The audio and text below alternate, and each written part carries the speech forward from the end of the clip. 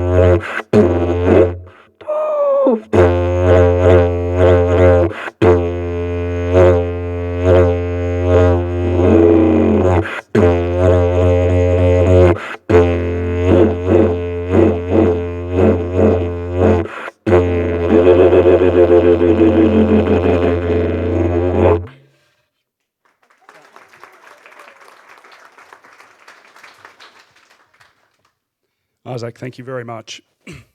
So obviously Isaac's correct. I'm not a paid MC. I have to do my own gigs, unfortunately. First of all, I'd like to acknowledge our elders, past, present, and future. We're on amazing Gadigal land, and including the Uluru Statement being climbed over there. It's an honour of mine to have the job that I do. I have an amazing team who help pull events like this together. It's an important conversation and a necessary conversation. And for us to be able to host it at a place named Barangaroo is wonderful. We always think, what can we do? And what we really do is we look to what would Barangaroo think of what we're doing. And I often think, well, she was fierce, she was independent, she was a leader, she lived through extraordinary changing times, and she was very resilient. But one thing she did do was she brought a lot of people together all the time, and she wasn't, some of the stories of her, her compassion and in such adverse circumstances was quite extraordinary. And we often need to look to history to see where we can go in the future. So tonight's conversation is all about that. We're very blessed to have some amazing panellists joining us, who I'll introduce after Uncle Alan Madden does our official welcome to country, and so I'll come back after that and we'll introduce the panellists for you this evening.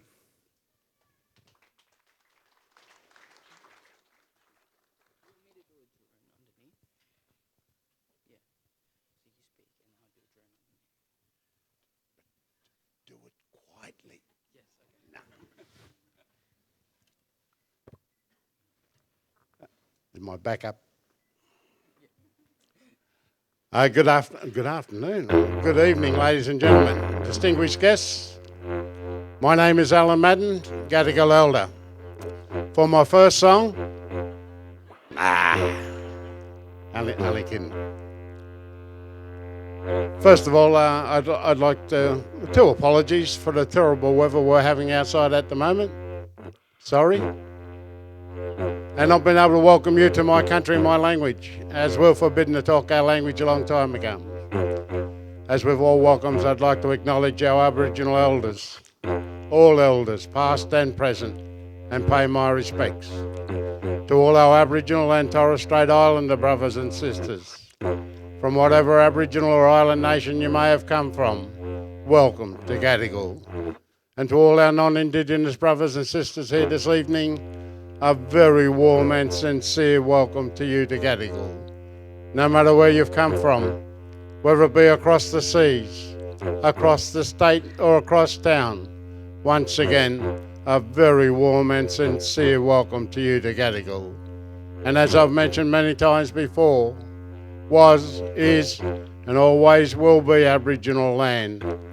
Only three things shorter than that: coming, taxation and going. It's an honour and pleasure to be here this evening to welcome one and all to Gadigal. Gadigal is one of 29 clans of the Eora Nation. The Eora Nation is bounded by nature's own, the Hawkesbury River to the north, the Nepean to the west, and Georges River to the south. And in between those three mighty rivers is the Eora Nation. And in that nation there are 29 clans. And the clans land we're on this evening is Gadigal. On behalf of members of the Metropolitan Local Aboriginal Land Council and of the Gadigal mob, once again, a very warm and sincere welcome to you to Gadigal. There's an old saying out there, and I think it's very appropriate for you mob here this evening. You've heard it 1,000 times before.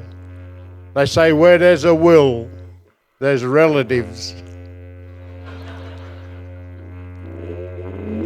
So once again, on behalf of Land Council and of the Gadigal mob, welcome, welcome, welcome. Thank you. Thanks, mate.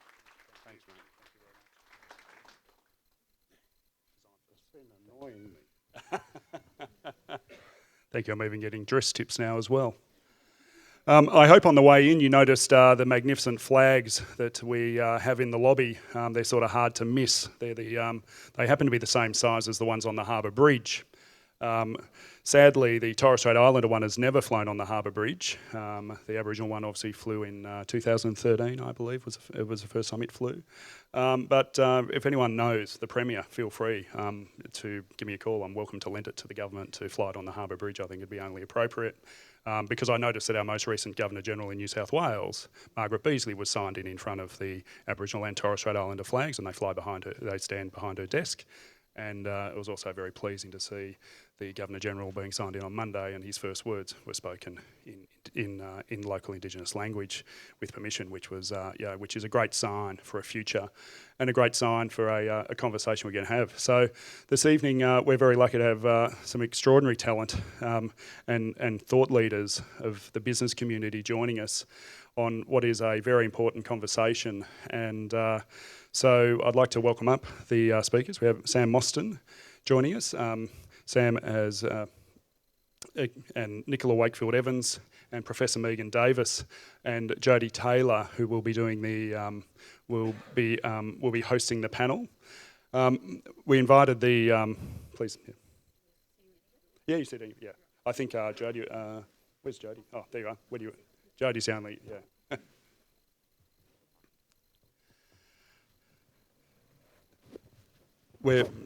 We're very fortunate to have such esteemed colleagues and business leaders here to talk about the Uluru Statement and corporate Australia's response to it. We have a phenomenal opportunity to we all sit in. All of us, doesn't matter what our role is today, we sit in some position where we're able to influence the outcome. And sometimes they're small gestures, and often they really are generally small gestures, and lots of them that make a difference. So with that, I'd like to hand over to the panel. I'd like to hand over to Jodie, and thank you very much for joining us this evening. Thanks, Liam. Gee, is that too bright, that light? Maybe turn it down slightly. Thank you. Ladies and gentlemen, welcome to International. As Liam said, my name is Jodie Taylor and I'm delighted to be your moderator here tonight. Before we get underway, I'd like to take a moment to recognise the cultural significance of the site in which we gather on here today, Barangaroo, and pay my respects to the traditional owners, the Gadigal people of the Eora Nation, and elders past, present and future. I'm also delighted to welcome all of our Aboriginal and Torres Strait Islander guests here today. So we are honoured to have three remarkable speakers with us here today, Professor Megan Davis, Sam Mostyn and Nicola Wakefield Evans. If you could please join me in officially welcoming them. We couldn't have asked for a better lineup of speakers to discuss the really important topic of the Uluru from the Heart Statement, and also the role that corporate organisations can play in progressing it. Each speaker brings a wealth of experience across diverse industries, so we're absolutely delighted and honoured to have them here tonight. Before we get underway, Megan, I think I'll start with you. I think it's really important for us to discuss the discussion with a bit of context around how the Uluru Statement from the Heart came about, and if you could take us through the deliberate design process around the key elements. I could be here all night on that question. Just briefly. So I think the work of the Referendum Council came about because of a concern in the community that the recognition process that began in about 2010, 2011, had not, it had, not led to any particular reform that either side of politics was particularly enamoured with. And then we went through a period of a kind of, a tumbleweed period where neither party was really committing to anything, but also talking about a kind of minimalist form of recognition, which had a very negative reaction in our community, because the community, I can't speak for everyone in the community, but from what we could sense from community sentiment was people wanted a kind of substantive reform that would make a difference to their lives, not a symbolic form of recognition that wasn't going to lead to any change in communities. So we went to the government and just said, look, I think it was Tony Abbott at the time, we need to go back out to communities and ask them what form of recognition they would like, because we're pretty sure they don't like the form of recognition that seems to be on the table. And that's simply a result of bipartisanship in politics, particularly in the area of Indigenous affairs. They decide that the most important thing is that they agree, and that just drives the reform down to a very low threshold. So Abbott said yes, Turnbull then came in and set up the Referendum Council, and that was the work we did of what we were doing, I suppose, was retrofitting a process that should have happened from the outset, just going out to communities, in a structured dialogue process. So you refer to the deliberative dialogue process. We knew that the government wasn't going to give us a lot of money, so we had to run a very tight process, very, very tight process that ran a sample of First Nations groups through a very, structured civics and legal dialogue on reforms, so that what came out at the other end was robust enough to sustain to be durable, to be very clear to the Australian polity what it was that we wanted. And so that's what the Uluru Statement from the Heart, I think, is. The statement, the actual, the words of the Uluru Statement are really just the logic and the motivation behind the reforms. The actual Uluru Statement from the Heart is about 18 pages long because it includes something that all of the dialogues did, and that was write an Aboriginal version of Australian history. And it's a very powerful story of Aboriginal people, pre-contact, first contact, through the frontier wars, right through to now. So the Uluru Statement then, I think, is different to all other processes because it's an invitation to the Australian people. We looked at all the previous iterations of constitutional reform, structural reform, and there was a commonality in that. At the end of very important processes with our mob, we would hand that reform to some kind of government, whether it was a state or federal government, but certainly at a Commonwealth level. And then, we'd have these wonderful ceremonies with really beautiful, intricate, bark paintings, and they'd just end up hanging on the walls of Parliament House in Canberra and not implemented. So that's part of the reason why the Uluru Statement was issued to the Australian people, because we knew that in this era of Liberal democratic governance, there's a lot of inertia when it comes to reform in policy and law, and the only way we're going to get this reform is if Australians help us, because the Constitution is set up to change. The Constitution can be changed by Australians, and so that's what it is. It's an invitation for Australians to walk with us to make that change. And that's why that painting will never be handed over until the reforms are implemented. And I know you use the word reform rather than recognition, and there's some grey area around that terminology. Do you think that that's what hindered the progress of the Recognise campaign? I think the problem with the word recognition is it's a very complex term in law and politics. So there's so much literature out there, so many forms of recognition around the world. The problem in Australia is the debate very, very rarely rose above the threshold of a dictionary meaning of recognition, which is acknowledgement. And people just don't want to be acknowledged. What they want is to be empowered. They want a reform that's actually going to make a difference to communities and empower communities to take control of their lives. And so I think what happened with the Recognise campaign was simply there was no reform on the table. And in the absence of reform, they're left with a word. And that word, it was galvanising support around a kind of minimalist reform, but the problem was Aboriginal and Torres Strait Islander people weren't on board. So we stopped using the word recognition because it's hard-headed law reform. It's actually very, very difficult to do. So I think recognition gives some kind of sense that it might be easy or it's a no-brainer, but it's actually a very complex redistribution of power relations. It's a structural reform. It is going to be difficult, and we don't shy away from that. Do you think that the layers of complexity, political and legal, have really led to the conversation being muddled, that people haven't really understood the true meaning? Of recognition? Yes. I think people realise it more now, because the simple question we took out was, what is meaningful reform to you? What is meaningful recognition to you? And we got a very clear answer on that. I think it's clearer now what recognition means. So I don't think we have the same problem that we had in 2015. I will get to you both shortly. If I can just ask though, in terms I'm hogging. No, I just think it's important just to set that context. And if we could touch briefly on the Yes Marriage campaign, I think a lot of people are confused as to why this couldn't be progressed in the same way. Could you explain the differences from a constitutional law perspective? Well, I suppose they're very different because one just involved a simple act of parliament. You probably didn't need the postal survey to have the reform. The reform we're asking for does require a change to the Constitution. And so that means that we need to get a majority of people across the country and a majority of states.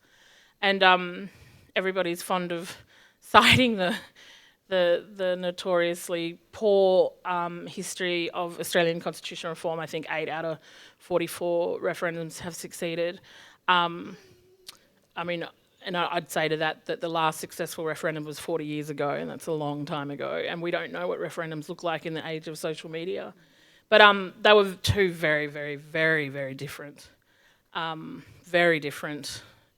issues, and particularly because we're dealing with First Nations peoples, you're dealing with trying to come at addressing the original grievance, and that's a very complex thing to do. We might come back to the political aspects in a moment, but I might ask Sam and Nicola, why do you think that this has resonated so deeply within the corporate sector? Well, I'd start by just saying that what we've heard from Megan and what we know from the process, this was one of the most generous acts of building something together that I've experienced in my lifetime. and to sit and watch and listen to the extraordinary work that Megan and Pat Anderson and all of the dialogue leaders went through to bring us a document of this kind and to generously invite us to come along, for me was a moment that resonated to a community, not just of business people, but community people who wanted to know to do something and were always a little bit tentative about what that role for non-Indigenous people might be. And we'd seen, I think, corporate Australia step up into a number of different complex areas that traditionally we've thought government should be doing. And we've seen leadership coming from chief executives, boards, chairmen on other issues. You mentioned marriage equality, that was one of them, but there have been others. And I think, I really resent the fact that people who look at that action think of that as something called virtue signalling, or take a really negative approach to real, authentic leadership on the things that matter to all of us. So for me, what happened once the Uluru Statement was released, and I sat with Auntie Pat and Megan at a dinner for the Council for International Development some couple of months after you had released the statement from the heart. And I was one of those people saying, almost seeking permission to say, what would you like us to do? And both Megan and Pat just said, get on with it. We've issued you with the invitation. We've issued you with the call to action to come with us on this journey. Just come. And I think that resonates with anyone who wants to see the kind of social change that we expect in this country. And for those of us that have been exposed to all the issues that Megan's already pointed to in terms of disadvantage, the implied failure of the recognition campaign to actually move substantive issues, I think the corporate sector and then people of good substance all around our communities actually respond to this notion of a generous invitation to come alongside Aboriginal people and solve this together. And for me, it was as simple as that. And if corporates couldn't stand up in response to that, then what were we doing? And many of us by this stage of the Uluru Statement being released had reconciliation action plans of various nature. There'd been lots of statements about commitment to Indigenous issues. I've been involved with companies and football codes that had said lots about this, and yet still disadvantage, failure to have any constitutional reform, any real movement at the government level. So I think it fed into a moment, which I hope we're still able to grab, which is to say we will stand up. If governments can't respond, then the Australian people will respond to that very generous invitation to solve the reform that's required and to push our governments hard on that. So I absolutely agree with what Sam said, and I think the point I want to sort of take a bit further is that unlike a lot of the dialogue and the discussion that we've had in relation to the recognition of our First Nations people, constitutional reform, this is actually, it is an invitation. It's a very generous invitation. It's also been couched in language that speaks to a whole range of people. I just want to go back to 2017 when the Uluru Statement of the Heart was delivered. I was at Garma in August of 2017 with the Prime Minister and the Leader of the Opposition and a whole range of very senior people from corporate Australia. And I can tell you there was so much hope at Garma that we would finally get on with recognising and doing something about our First Nations. And I came away from Garma for the first time feeling really positive that something would be done, that we had the political will, we had the Prime Minister and the Leader of the Opposition speak at Garma in very positive terms. Not long after Garma finished, the government inexplicably decided that it wouldn't take it any further. And Megan can probably talk more about exactly what they did. But I and a number of people felt absolute devastation that we'd left Garma with hope that this was something that would be taken forward by the government and that it would be taken to the Australian people and that it would be done properly and in a very collaborative, bipartisan way, and then to have it just sort of nipped in the bud. It was the most awful feeling. And I think from then, corporate Australia galvanised around thinking how it could support and get behind the Uluru Statement of the Heart positively for a number of reasons. But I think the first one is to send a message to Canberra I also think the second thing, the second message was to send a very strong message to our Indigenous population and our Indigenous leaders that we're right behind you. I went to Gama last year in 2018 and spent a lot of time in some really interesting dialogues from a whole range of people encouraging corporate Australia to actually make positive statements in support. And that was the first time we sort of had that that sort of suggestion that we could do something, and we could do something to send a very strong message to Canberra. And I came away from Gama last year, came straight back to the companies on the boards that I sit on, Lend-Lease being one, and started a dialogue about what would it take for the companies that I'm involved in to actually positively support the Uluru Statement of the Heart. And you've now seen a whole range of companies, and I'm really proud that Lend-Lease was one of the group about a month ago who came out in support. And I want to say publicly that that had the support of the whole Lend-Lease board and the senior management team. And we had some fantastic work done by our Indigenous engagement group led by Kath Brokenbauer. And in fact, what I realised in talking to the board, because I chair the Sustainability Committee, Kath's actually been leading us on this journey for some time, and that's why there was such overwhelming support from the Lend-Lease perspective. So I think that's one of the reasons that we just felt massively let down and felt we could actually make a difference here. And I think that's part of the sentiment behind the support, the corporate support. Can I add one thing? That's lovely to see Brooke Massender here, because I think the point that Megan made about this being a set of legal reforms and a set of constitutional reforms, it's no accident that a group of law firms came out in solidarity early to say that this wasn't the frightening piece of constitutional change that politicians had described it, that somehow this third chamber discussion had got out of control and the politicians were telling us this was some kind of takeover of government and of governance. And I think to have the law firms come out in support of Megan and all of your colleagues, and to talk about just the fact that this was the most sensible legal structural reform necessary to move us to a form of completion of our nation, which remained incomplete as it currently stands, not just the recognition, but all of the rights that come with that. And that opened a door, I think, for corporate leaders to say the legal framework isn't the issue. The offer from Aboriginal Australia and Torres Strait Islander Australia is not the issue. It's our failure to actually to walk, I think, alongside Indigenous leaders confidently, and to resolve this piece of our history that remains a sore. And we've seen our country try to deal with it through the apology, or with great fanfare from Canberra. But here was a call to action from Aboriginal and Torres Strait Islander people for the rest of us to complete this. And I think what was so wonderful to see this week was the new Governor-General talking about Australia still being an act of completion, that there is much still to do. And I think he had in his mind, I hope he had in his mind, that actually walking with those that have brought us the statement to see that recognition and to push strongly for it, whether it's corporates or just the general community, the time is right now, and we're incomplete without that, and everything else we're doing is symbolism. And I think we see that through our workforces.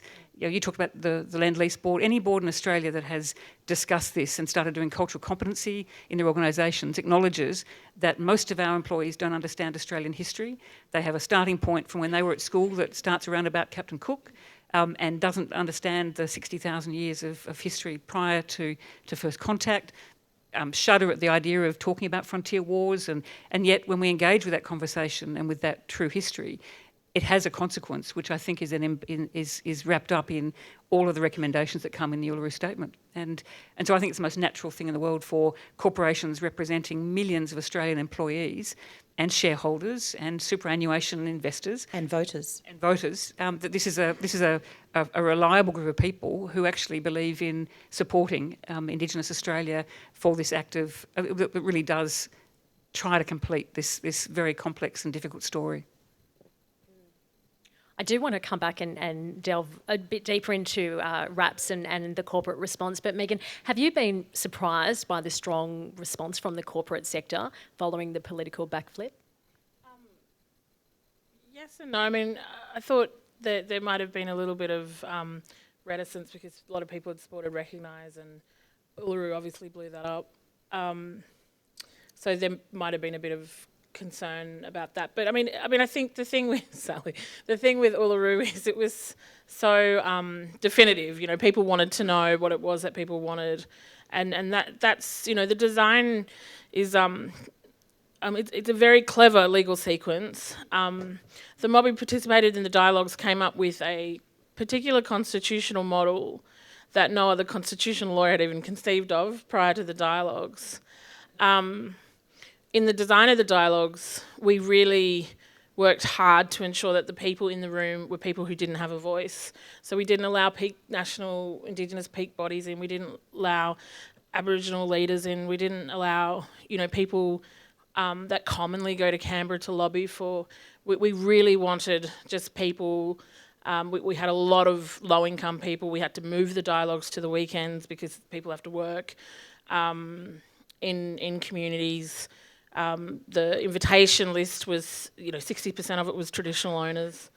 We really worked hard to make sure that it was people that didn't have a voice. And I always say we refused to allow any lawyers participate in the process.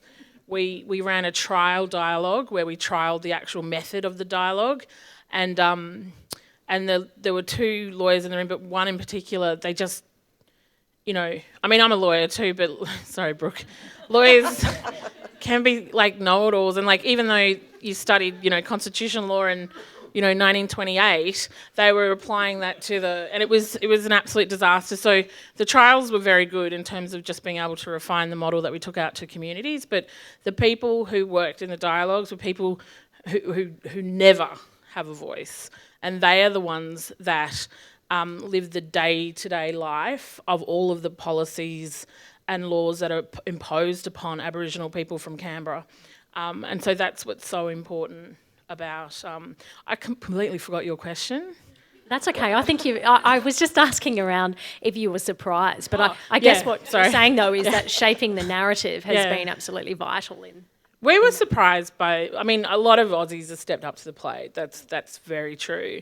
And the corporates coming out have allowed other ordinary Australians to go, oh, okay, I can do this. The response was really overwhelming. So we knew that. Well, we were kind of, I mean, you know, because we live among Australians, we're, you know, part of asking Australians to walk with us is that you're literally talking to your neighbour, or, well, in not all areas of Australia, of course, but it has been overwhelming. I've been sent today a number of videos that different corporates are putting out. Well, not corporates, I don't know. Salvation Army have got this most beautiful Uluru acceptance that they're putting out next week for NAIDOC. It's really beautiful, like really moving. Like my team was in tears about what a voice means in terms of hearing people. And of course the NRL. The NRL's one's really awesome.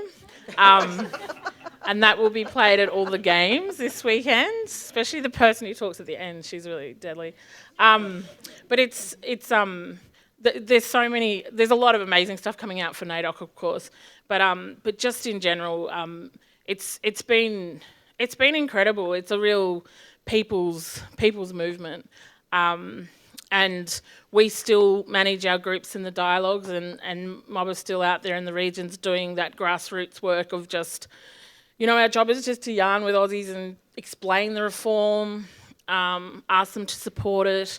As you say, and the 23 law firms or 22 law firms allude to, it's a very modest legal reform. It's not like we're taking over the country. But this singular first reform, so it's a sequenced reform, it will unlock other reforms later down the track. One of the things we wanted to ensure was that they didn't cherry pick the reforms. So in the 80s, when Bob Hawke couldn't deliver on National Land Rights and Treaty, and this is in the cabinet papers when they were released, you know, they kicked it into a truth process. That's what the reconciliation process was. And so part of truth coming last is to just acknowledge there's a lot of truth telling that happens in Australia at the moment, and has happened in terms of bringing them home, the Royal Commission. Sure, those recommendations haven't been implemented, but the stories that are captured in there are very important stories. There's a lot of the heavy lifting of truth is done at a local level with local councils and local historical societies and local schools, and so there's a lot of truth that goes on. But what people didn't want in the dialogues was a big national truth commission to get to the point of the structural reform that actually empowers us to make decisions about our life. So voice comes first because the structural voice is really critical. What we found out in the dialogues is what we suspected, which is the policy settings are so bad that most of the decisions, at least at a Commonwealth level, which really do influence our communities the most, are taken by bureaucrats in Canberra or bureaucrats that have been posted out to the regions. It's the situation of powerlessness and voicelessness is really, really serious. It's really grave. And so through that process, the dialogues chose that reform over everything else. And how do you break through some of that political red tape? I think you've referenced that we've had 8 reports in 8 years on constitutional change. How do you... that's how we feel about it, yes. How do we just push through? So, I mean, I think we've been working with constitutional lawyers, hi Walter, on this for 10 years. And look, I don't think that the barrier or the challenge here is not the law. There's multiple models, the amendment, the alteration. This is not rocket science. And as we keep saying to people, the government's got parliamentary drafters who can do this stuff. It's fine. It's not a legal impediment. It's a political impediment. And part of the decision to issue the Uluru Statement to the Australian people is that it's very hard. This might sound obvious, but it's very hard to get the political class to listen, but especially listen when you're a very powerless group. And I don't mean that. I know whenever we discuss this at dialogues, I'd get yelled at for using deficit discourse. But when you're doing a law reform exercise, you have to talk about what the deficit is, otherwise you can't get to the reform. We have to build that movement like we did in '67 with Australians, because otherwise it won't happen. And they will come to a less satisfactory way of addressing the voice. But as Auntie Pat Anderson says, there's no time left. Our old people are dying. There's some really, really serious problems out in communities, and the time is now. And is that why, I guess we're here tonight to highlight why it's so important for corporate organisations, and not-for-profit of course, but to leverage their power in the marketplace to influence the political decision makers, if you like? Well, I look at it, I think why it's important is that we can leverage at a number of different levels. So we can use our relationships and our power, if you like, to send a message to the politicians.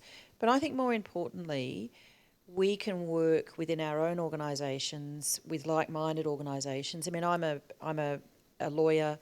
I was a partner at King & Wood Mallisons for a long time. When that statement came out with all the law firms, I just thought it was just fantastic, because, as Megan says, if the law firms don't see a problem legally, then there isn't a problem legally. It's a political issue. And so the reason why it's important for organisations, corporate, not-for-profit, sporting organisations, whatever, to support it, is that we bring the people of Australia with us. And that's why it resonates with so many people, because, as Megan says, it's a simple document that says a lot in very plain language.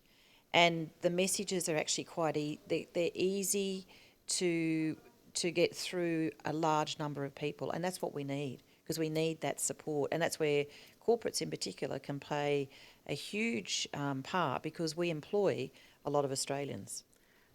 Megan referenced 1967, and we've talked about this, that leaders like Faith Bandler at the time were calling out to regular Australians to have these conversations around their kitchen tables. And in a way, I think modern Australia and the modern world, those tables are often inside our workplaces. You take your lead from a group of people who are the people you see a lot of at work, the people you work for, the people you work alongside, then the people that you work with in a supply chain, that terrible language that becomes very corporatised. But the sphere of influence that large corporates have in this country to teach, to bring people along, is a bit like those kitchen tables, although we've discussed that we need lots more of the kind of kitchen conversations between Indigenous and non-Indigenous women and men, and really get the stuff out on the table, break a lot of the eggshells that we tremble on when we try to have this conversation, and bring our own insecurities to bear, so we can remove that and have the conversation about what's our shared ambition for our country.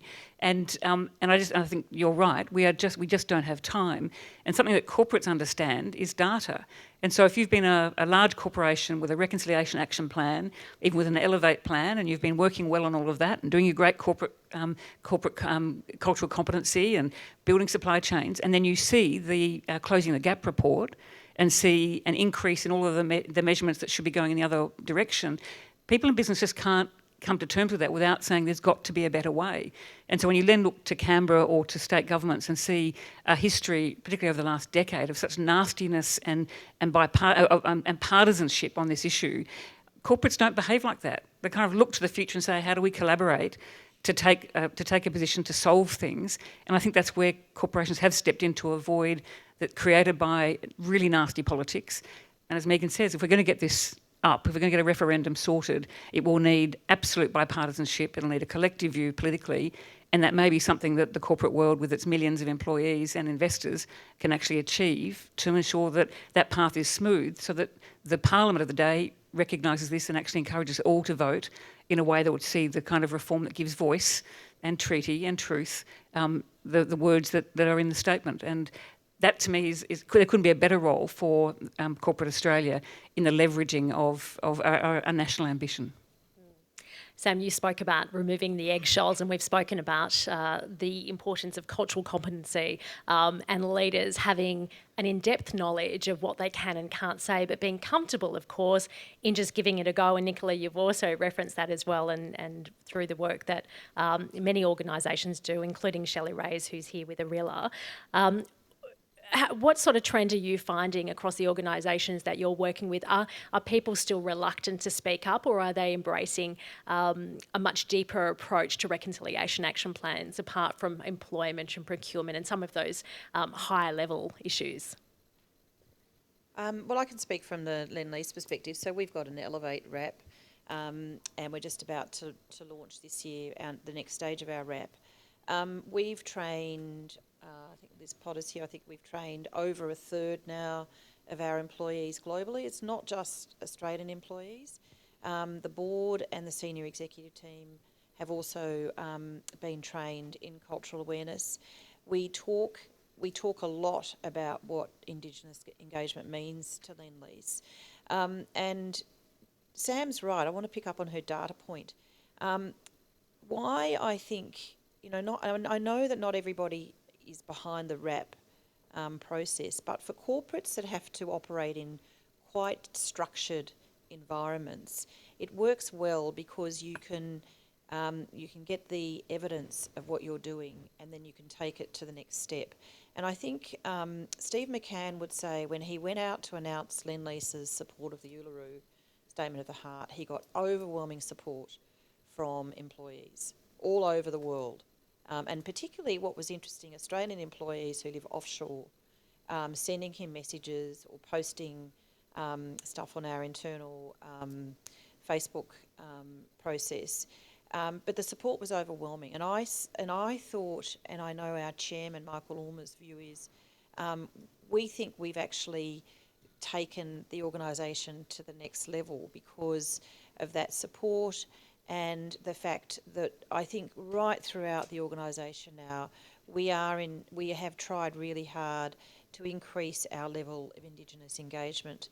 And we do it not only through procurement, but we've really focused in Australia on employment. And here at Barangaroo, we had the Barangaroo Skills Exchange, where we deliberately tried to train local Indigenous men and women on trades to work at this site, and that was really important. And it was way more successful than I think anybody at Lend-Lease who was involved in that process thought it would be.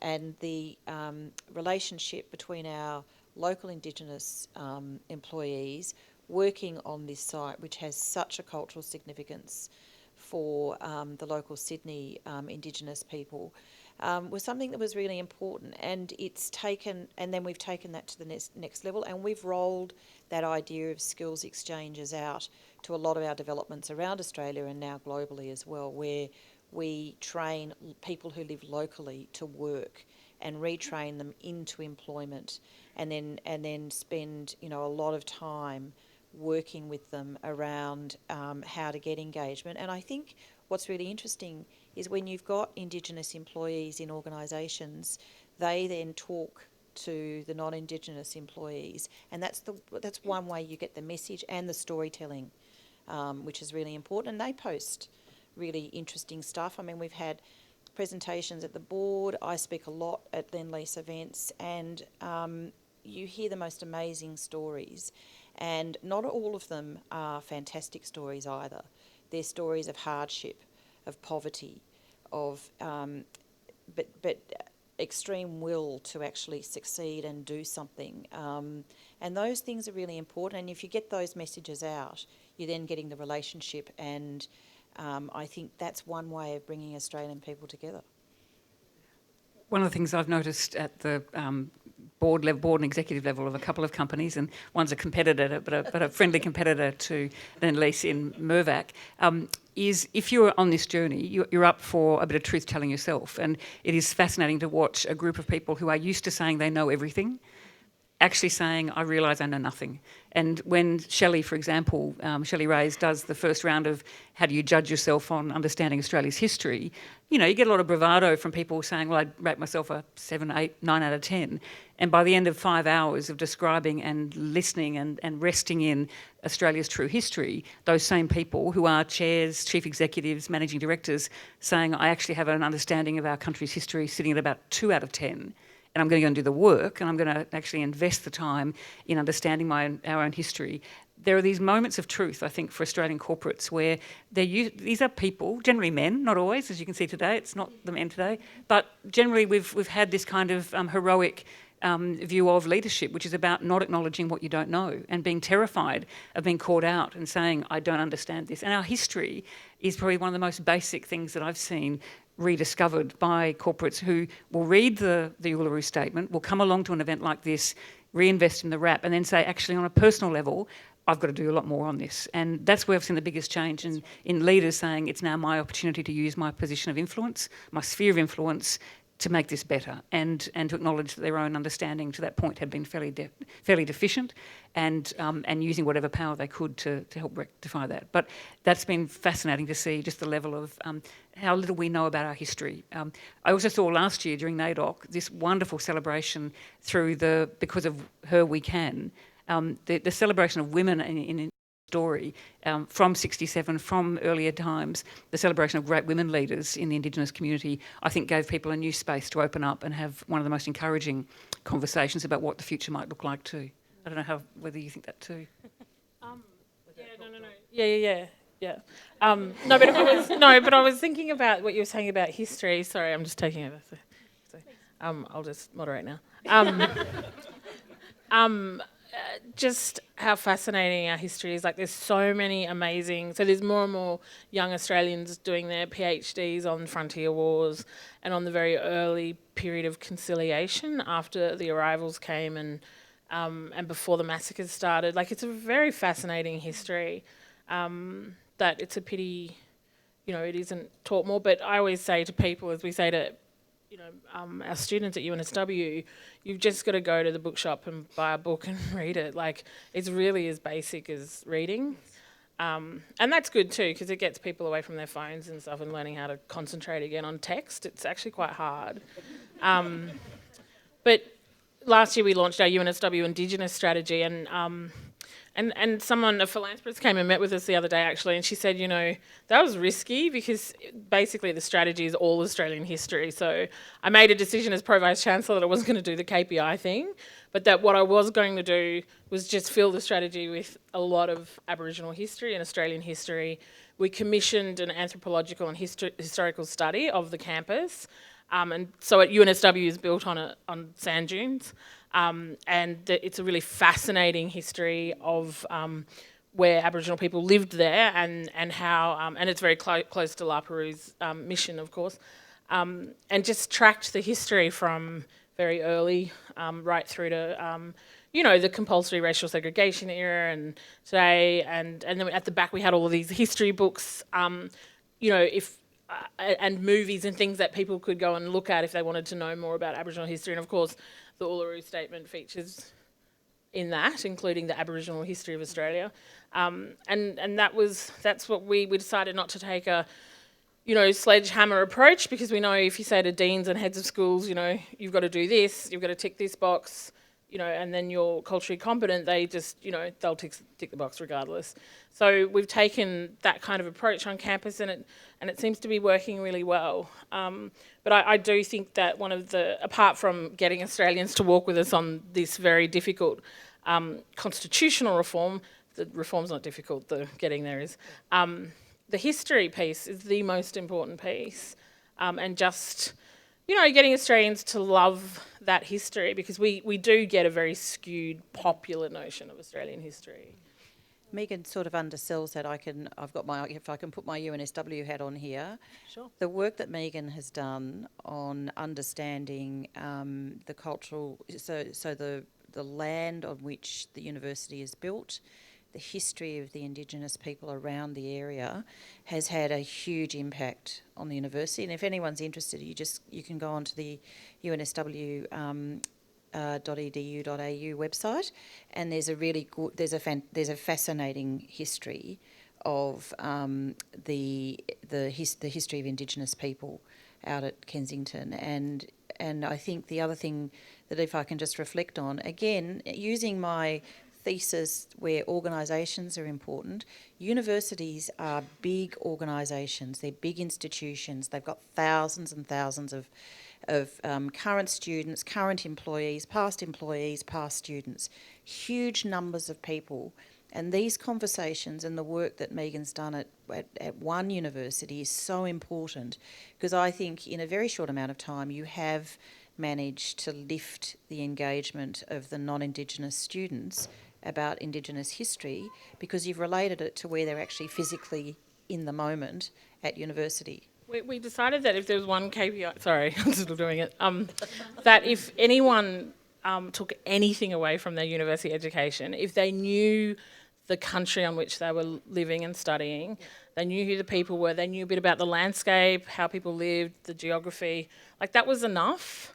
And what we've seen actually that's really been quite transformative at UNSW is the way people have changed doing acknowledgement. So when I became PVCI, everyone was like ringing and emailing and going, you know, people don't, like, I don't feel comfortable doing acknowledgement. Do I have, you know, what's the difference between welcome and acknowledge? Like, you know, and I was always like, just don't do it. Like, if you don't feel comfortable, don't do it. You don't have to do it. And there is, I think, you know, you'll go to every, you know, some people labour it on campus, you know, but it's changed the way people do that. They don't do the kind of, you know, the Nuragili print off this acknowledgement and read it out with not much, you know, intonation. They talk about the dunes, the sand dunes and the local people, and because UNSW is built, it's so terrible because I shouldn't say that, but it's that big hill is like a sand dune, and like the UNSW like ex-students are sitting there nodding their head, and it's really hard at the law school because it takes ages for students to get down from the top of the campus. You know, you start like 15 minutes late teaching, and I did suggest to Fred Hilmer once to build a chairlift between the two campuses that we would have people moving quicker. Anyway, but since they've discovered that it's sand, like the sand dunes, and they've discovered the kind of Aboriginal history beneath it, it's really changed the attitude of people. Like, people be like, see, I'm going down the sand dune now. And like, it's really changed the way people see the campus site. But I find the acknowledgements really moving, like really moving. They've taken that amount of knowledge and it's really changed the nature of that on campus. Do you mind if I add just one point to why the history piece also means a lot for young Indigenous, you're all lawyers, but young Indigenous people, and Shirley Chowdhury's here. I chair the Go Foundation and Shirley runs the foundation on behalf of Adam Goods and Michael O'Loughlin. And one of the things we've seen with our scholars and that our corporate supporters and our philanthropists love about the Go Scholars is that we invest heavily in all those young people actually thinking about their future as Indigenous Australians thriving, and we build an ecosystem around their education that is about celebrating Indigenous history rather than being assimilated. And us having to come to grips with the idea of what would the future of young Indigenous Australians look like. It's all about a reinvestment in history and a pride in culture. And our sponsors, all of the people who want to work with our students, talk about the fact that these young people are fully immersed in what it means to be an Aboriginal or Torres Strait Islander Australian, just as Adam has become, as he's discovered his own history in recent years, and of course Mick from a very early age. But this investment in what it means to be an Indigenous Australian and sharing that with non-Indigenous Australians as part of a successful view of the future is a complete turnaround, I think, to the way in which scholarships have often been thought about as sort of aspiring to a non-Indigenous sense of success. Now, I'm going to jump in now, if that's all right. I'm going to jump in. I did want to touch actually on the Go Foundation and your role there, Sam, and I'm a huge fan of the work that they're doing because it is a different approach. It's an innovative approach and it's something that's really resonating deeply. In terms of the corporate motivation for getting involved, we've spoken about data, we've spoken about pure passion and a sense of social justice, but I think it also comes down to reputation management. And Megan, you've spoken before about the role women play in community and getting in and just getting things done. Sam, I wanted to touch, obviously you work closely with Adam and Michael, the AFL saga. And of course it's taken Tanya Hosh to come in and head up diversity and inclusion before we were able to see an apology, obviously 3 years later. I would assume that this whole AFL scenario has been a huge wake up for corporate Australia and how they manage diversity and inclusion on a public level, if you like.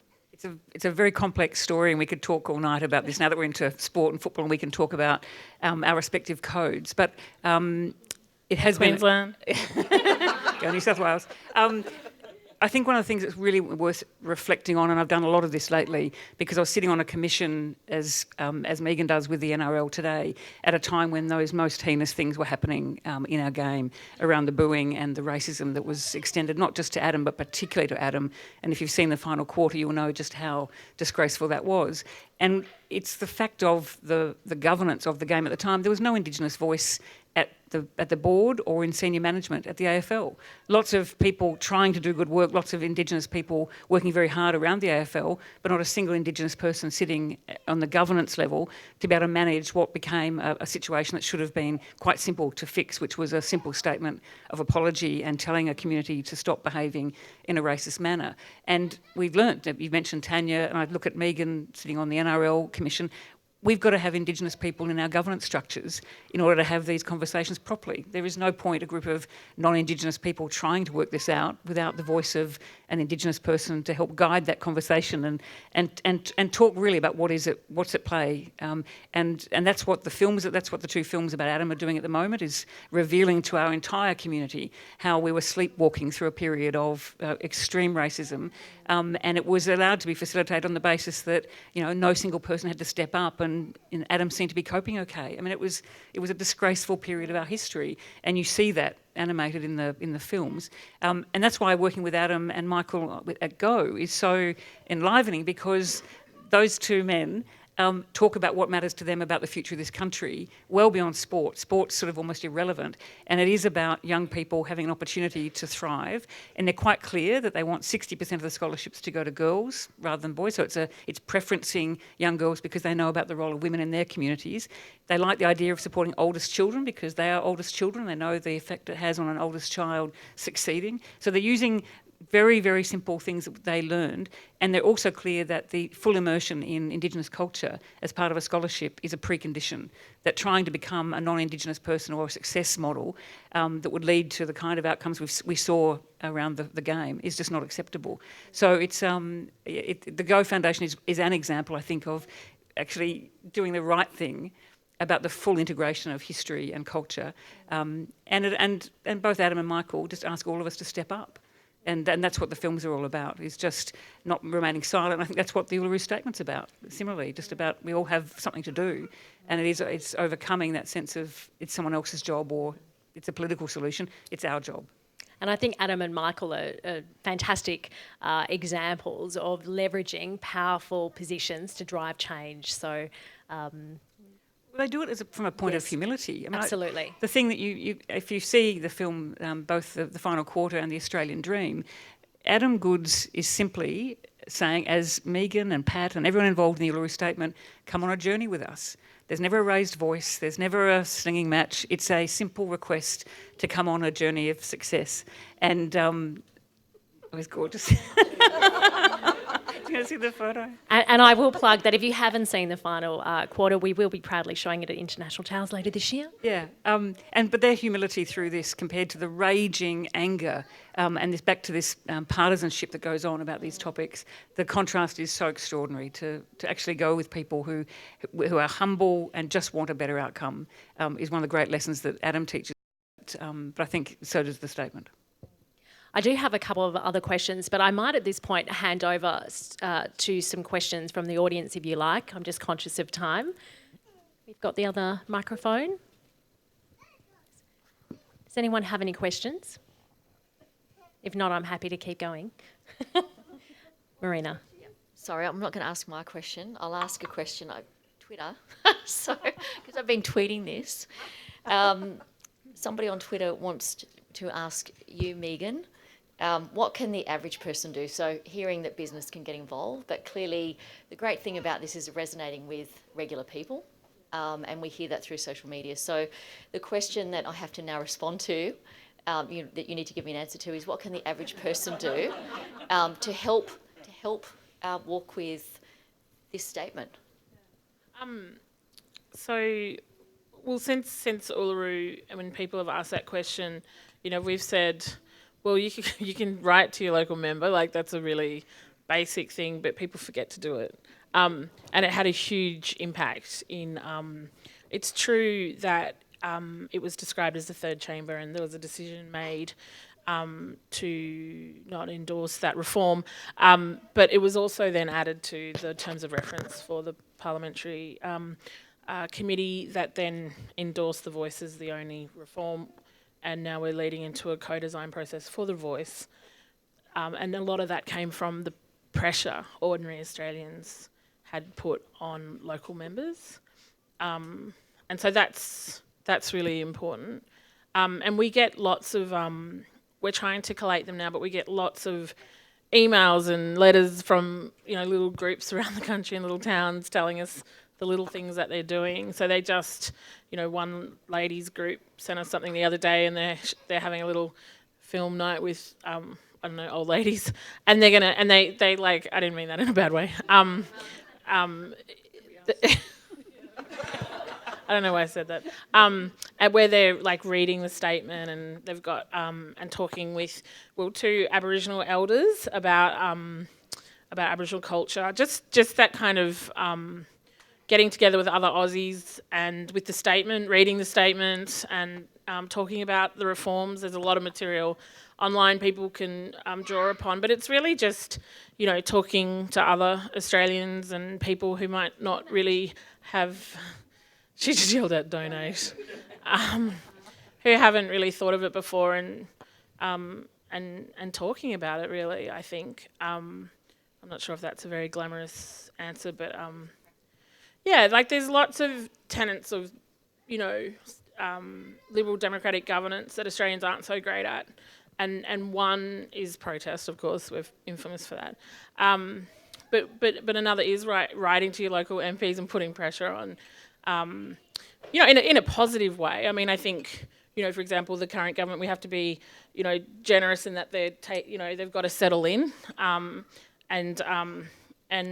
we've got to work with them on whatever time frame they might regard or consider with respect to the voice.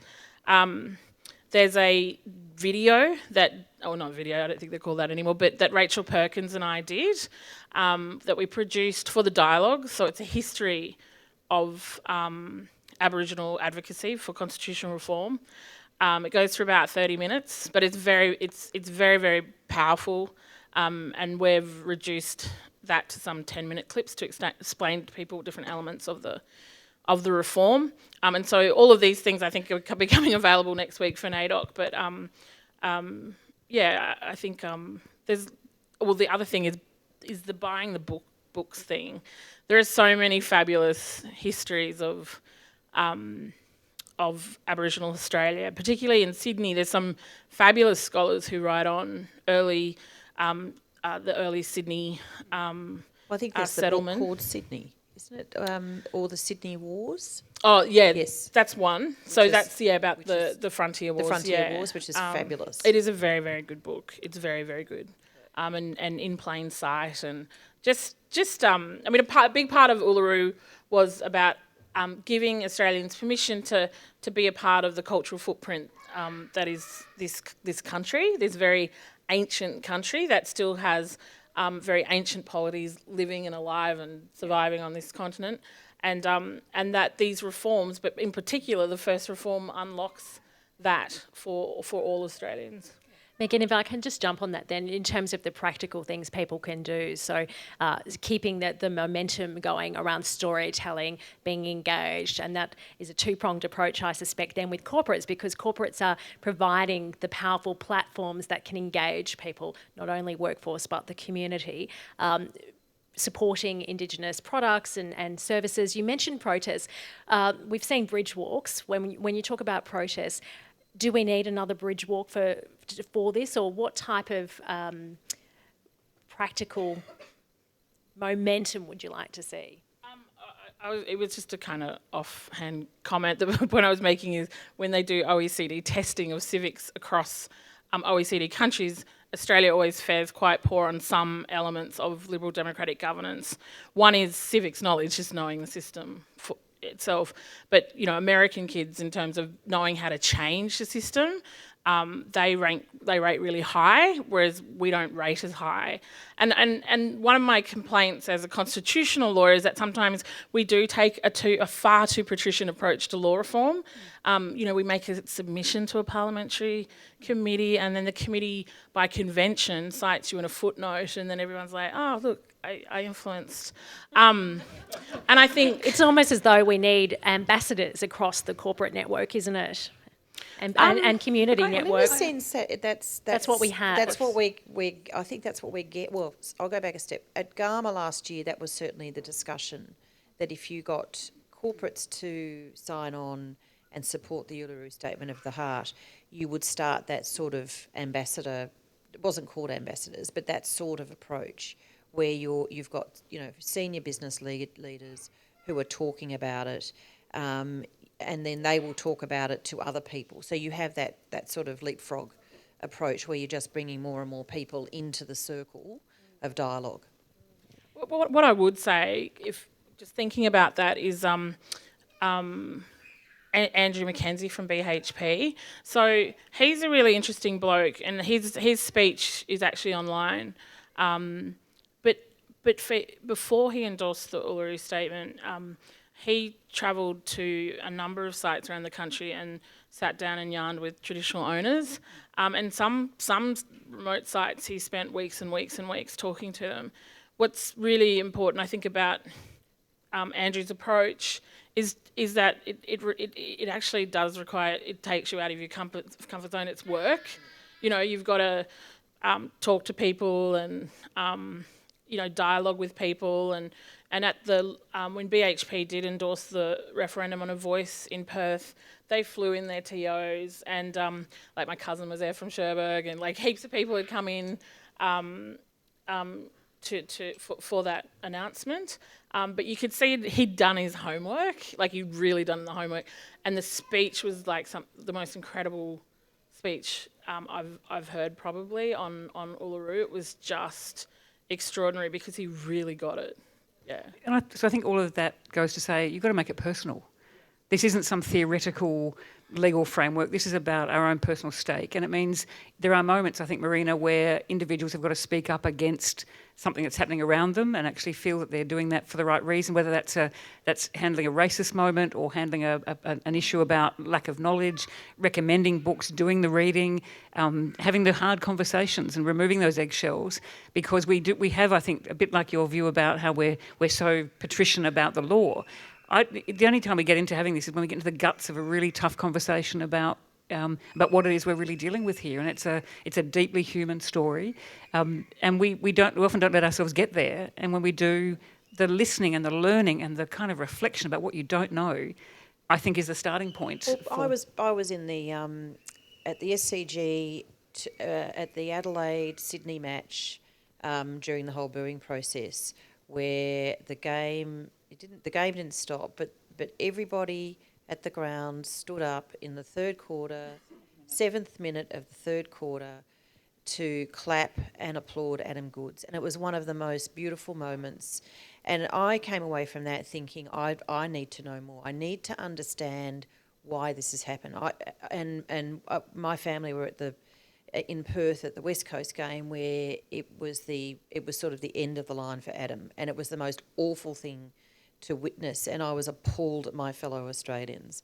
And so to be part of 35,000 people who were all sort of at one, I think we've just got to keep building on those sort of sentiments. You know, that's sport is one, corporates are another, other organisations are another, schools, universities, all of our organisations actually need to get involved. Nicola, I was just going to, before we go back to some questions to the audience, I was just going to pick up when you talk about using your significant influence for change. When we caught up, you mentioned the power of industry, and of course that has led to other joint organisations being developed, like the Green Building Council of Australia. Sure. So what I find really interesting is this is where corporates in Australia have had a long history of stepping into the void left by government. They did it on, going way back, they did it on safety, they did it on maternity leave and flexible working arrangements for women. Long before there was legislation, it was the corporates, the professional services firms who were starting to implement those policies.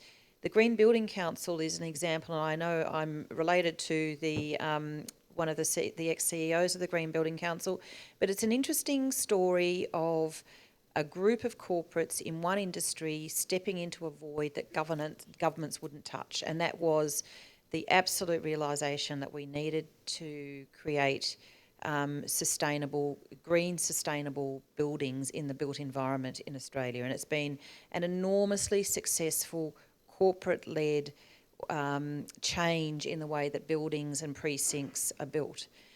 We saw the marriage equality debate, where a number of corporates and a number of organisations stepped into the void and came out and openly supported the debate. And I know legally it's a different. It had a different outcome than what we're asking for here.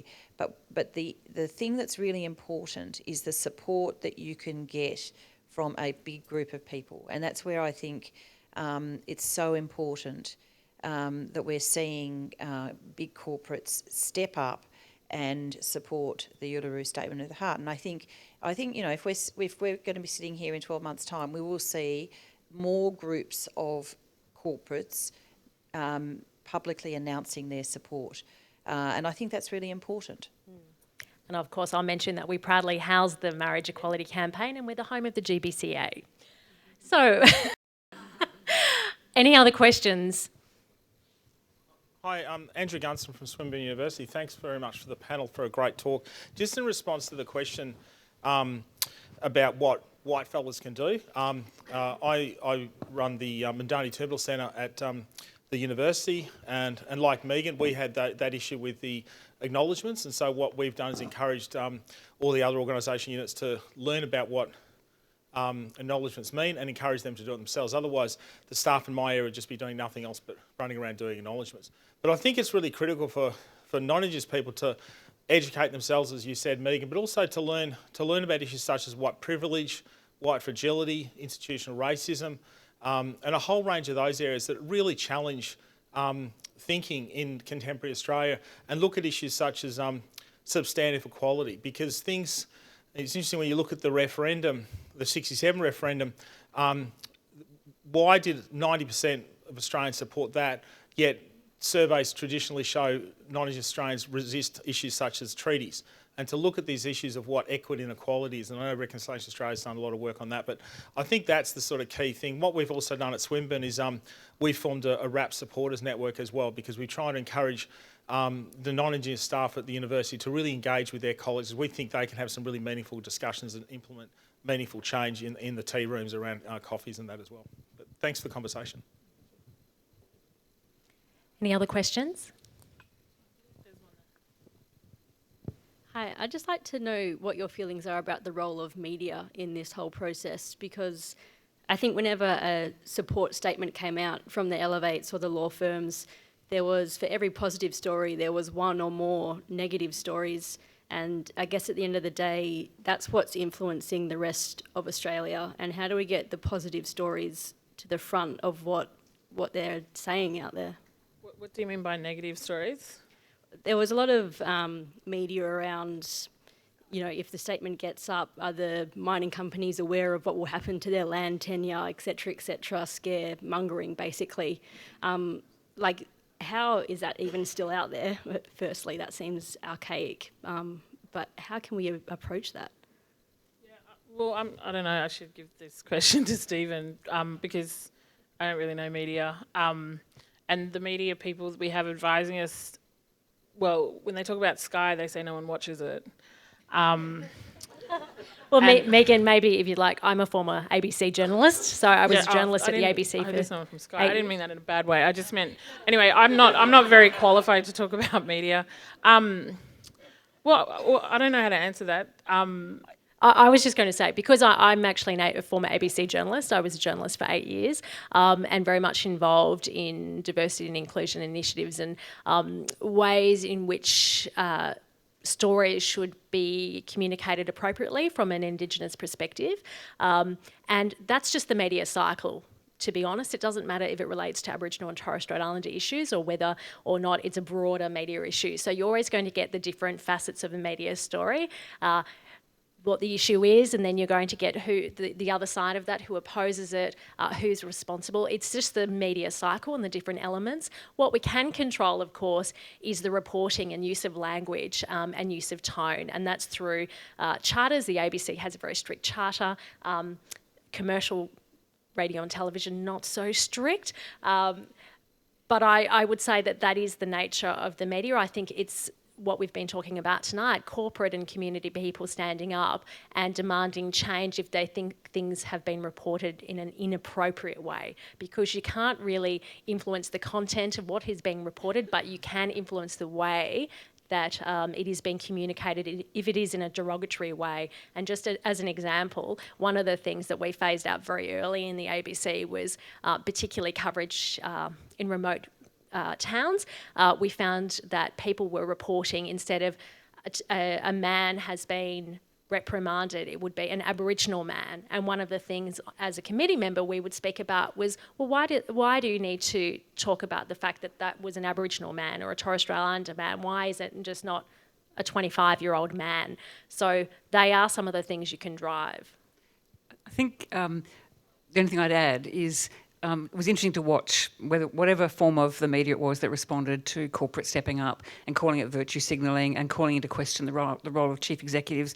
That was done. And boards. And boards. Yeah. I think the answer is, as Megan has described, Andrew Mackenzie's role.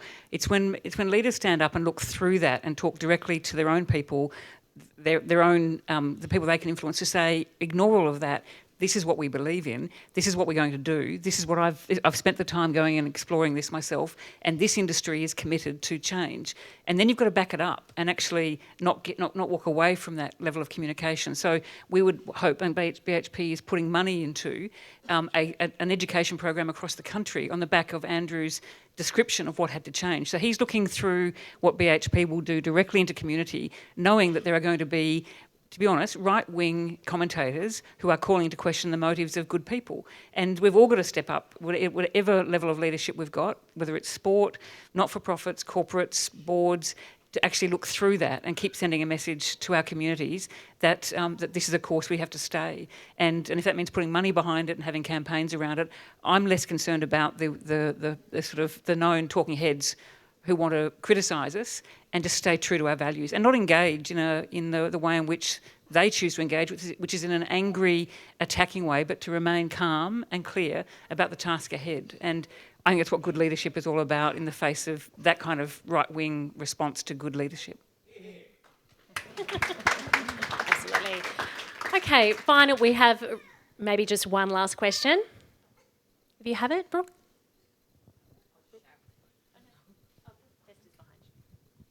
How do we keep community central to the conversation? You mean Aboriginal community? Absolutely. Yeah, I mean, well, I mean, a big part of the work that we continue to do since Uluru is have those conversations among ourselves about needing to have this dialogue with the Australian people. When I talked about non-conventional law reform before, this is a very non-conventional law reform approach, and the painting over there is a very non-conventional law reform approach, in that we've decided we can't do it the conventional way because we've tried for decades and decades and have got nowhere. So it's important to keep community front and centre to that, because that was one of the problems we faced in 2015, was that people stopped talking to the community, and so the process going forward is, we're very lucky to, at least those of us, Arnie, Pat, Noel, continuing the Uluru Dialogues, to be able to, and thanks to a lot of support from corporates, continue those dialogues out in our communities. And we'll be having some intercultural dialogues in some unusual places in Australia to start having those difficult conversations, because that's really what it is. It's about just very human conversations between people. And so there's a lot of work going on in our community at the moment, but I think the notion of co-design, at least, and the design of the voice will have the Aboriginal and Torres Strait Islander community front and centre in terms of the design of a voice. Any public lawyer or anybody really knows that if Aboriginal people don't design what the voice looks like, then it's not likely to succeed. And so to have that legitimacy, there's a lot of work to be done in that space. We've run dialogues like the Uluru Dialogues with mob around the country on what a voice would look like for the past 2 years. So there's a lot of work that's gone on, but we're very conscious of keeping mob front and centre of this discussion, and that they don't get lost in all of the activity of Uluru. Thank you. Well, I might wrap up the official conversation now so that we can have a bit of time so that you can mingle and enjoy a drink and chat with the speakers. Thank you so much for giving up your valuable time today. We really appreciate it. I'm sure we've all enjoyed the conversation. I will ask Liam to come up and wish us a good night. Before I hand over to Liam, I just did want to thank everyone who has made tonight possible, and of course Megan, Sam and Nicola for giving up your valuable time. I also wanted to really acknowledge Liz Potter for working so wonderfully with us to bring this together, and Brooke Massender as well for all of your help and assistance and guidance around the format tonight. We really appreciate your input.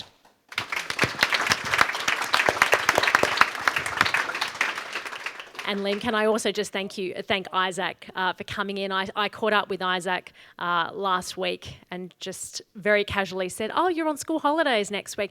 Any chance you're free on Thursday for a little while?" So he very graciously gave up his time, and he's a tremendous talent. Thank you so much. Yes, Isaac. Sorry for not mentioning the royal thing. Apologies. Thank you very much. What a wonderful conversation. We've been very blessed to have you here this evening, Nick, Sam, and Megan and Jody. Thank you for hosting. The panel have been didn't want to receive a gift for this evening, so what we have done is we're making a donation to the Go Foundation. So Shirley, if you'd like to come and grab the donation for the Go Foundation, we decided that would be a lot more use than we could all put it to. So Shirley, welcome and thank you.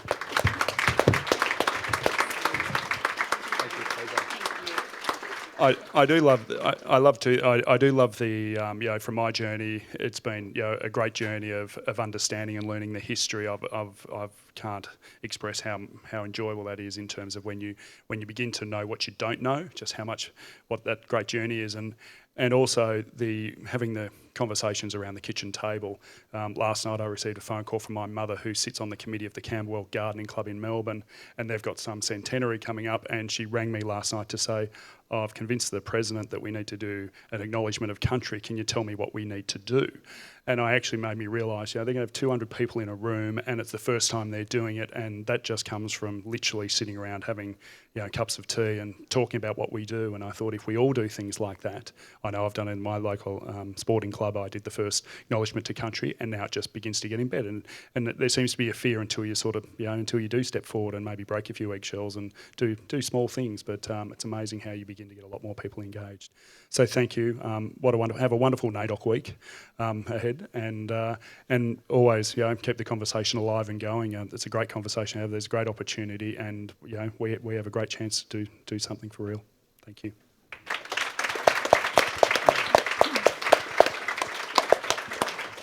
I should just say the original Uluru painting is actually over there on the floor. It doesn't go anywhere anymore because I put it to bed because it was going too many places.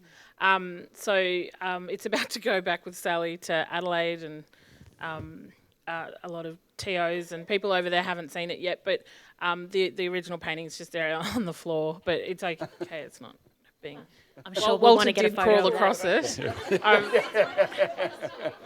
I just, if you want to get it, look at it, and you can have a photo with it, but we ask you not to tweet it, or Facebook it.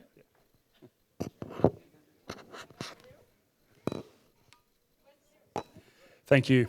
Have a safe trip home this evening. Cheers.